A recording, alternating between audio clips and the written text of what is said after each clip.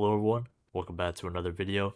Today, we're going to be solving the string to integer problem on LeetCode number 8, also known as atoi, and today we'll be using Java. We'll dive into the code step by step, explaining the logic behind each line, and handle various edge cases such as spaces, positive and negative signs, and preventing overflow and underflow issues. Now before we get into the video, if you guys want to see more videos like this, drop a like down below. It helps us out tremendously with the YouTube algorithm. With that out of the way, let's hop right into it. Alright, so first we are given a class named solution with a method called myatoi, which efficiently converts a string s into an integer while handling spaces, positive and negative signs, and avoiding overflow and underflow. We begin by performing some initial checks on the input string. If the string is null or empty, we return 0 as there's nothing to convert.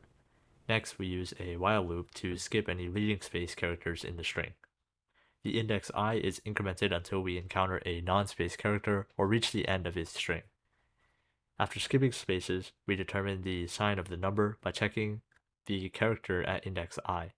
If the character is negative, the sign is set to -1, indicating a negative number.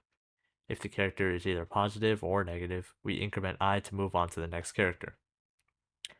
Now, we initialize res to store the result of the conversion and flag to represent the largest possible positive number divided by 10.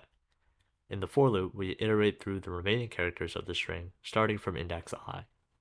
For each numeric character, we update the result res by multiplying it by 10 and adding the integer value of the current character s.char at j minus 0. The expression s.char at j minus 0 converts the character s.char at j into its corresponding integer value. This technique efficiently converts the characters 0 to 9 into integers 0 to 9. We also implement a check to prevent overflow. If the current result res is greater than flag, or if it's equal to flag, and the next character is greater than 7, we return the maximum or minimum value based on the sign. Finally, we return the result res multiplied by the sign to handle negative numbers. Now let's go ahead and run it.